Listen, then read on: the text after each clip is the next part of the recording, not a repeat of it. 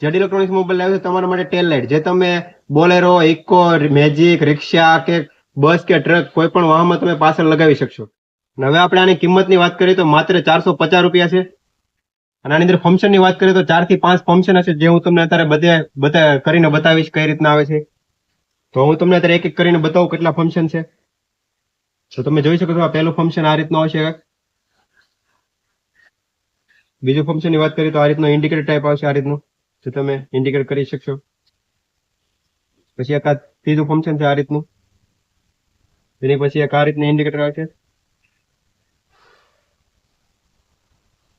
પછી બે એક સાથે આવી રીતના આવશે.